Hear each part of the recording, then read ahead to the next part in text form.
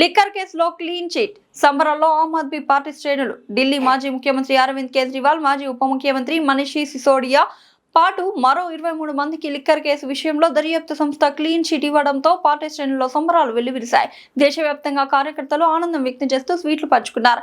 ఉప్పల్ ప్రాంతంలో Aam Aadmi Party ex convener Banjapalli Sudharani ఆధ్వర్యంలో కార్యకర్తలు స్వీట్లు పంచుకుని సంబరాలు జరుపుకున్నారు. నాయకత్వానికి మద్దతుగా నినాదాలు చేస్తూ తమ ఐక్యతను చాటారు. ఈ సందర్భంగా సుధారాణి మాట్లాడుతూ ప్రజాసేవే తమ ధ్యేయమని, భవిష్యత్తులో మరింత ఉత్సాహంతో ముందుకు సాగుతామని స్పష్టం చేశారు.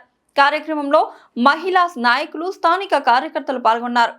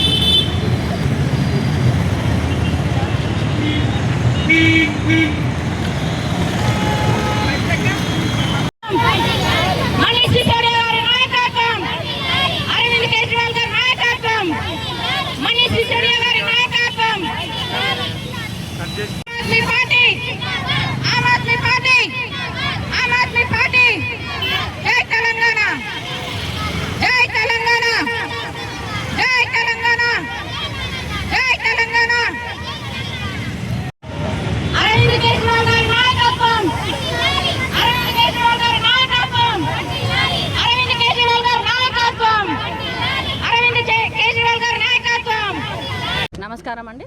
నా పేరు బంజాపల్లి సుధారాణి, ఉప్పల్ ఎక్స్ కన్వీనర్ ఆమ్ ఆద్మీ పార్టీ అండి.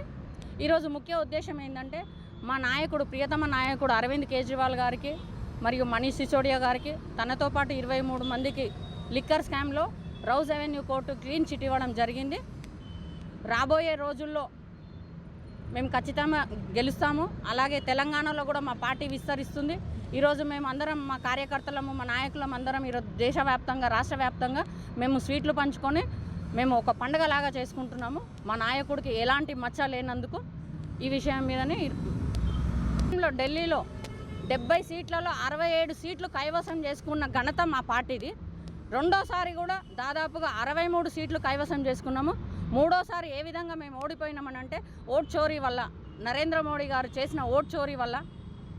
ఈ విషయం మీద మా నాయకుడు లేవనెత్తిండు, ఓట్ చోరీ జరుగుతుందని. అలాగే ఈ విషయం మీద రాహుల్ గాంధీ గారు కూడా స్పందించడం జరిగింది. ఈ విషయం మీద పశ్చిమ బెంగాల్ సీఎం మమతా బెనర్జీ గారు కూడా స్పందించడం జరిగింది. అలాగే ఒక పిటిషనర్గా కాకుండా తను ఒక న్యాయవాదిగా దీని మీద ఫైట్ చేయడం జరిగింది.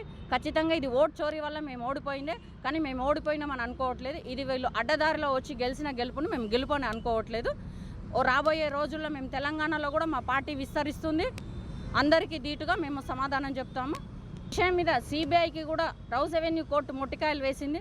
ఏ విధంగా అంటే ఎలాంటి ఆధారాలు లేకుండా నిరాధారమైన ఇదితో కేసులు వేయడం వల్ల సమాజంలో వాళ్ళకి పలుకుబడితో ఉన్న ఒక సీఎం అయినందుకు, తర్వాత కోర్టు సమయాన్ని వృధా చేసినందుకు కోర్టు ముట్టికాయలు వేసింది. ఈరోజు డబుల్ ఇంజన్ సర్కారు బీజేపీది అయినా కానీ ఏ విధంగా మీ దగ్గర ఒక రకమైన సాక్ష్యం లేదా, కాబట్టి ఇది ఒక దొంగతనంగా, అంటే అన్యాయంగా అక్రమంగా పెట్టిన కేసు అని కోర్టు ఆల్రెడీ తీర్పిచ్చేసింది. కాబట్టి ఈరోజు మేము రాష్ట్ర వ్యాప్తంగా, మేము దేశవ్యాప్తంగా మేము పండగ చేసుకుంటున్నాము. మా నాయకుడికి క్లీన్ చిట్ వచ్చినందుకు. నమస్కారం అండి.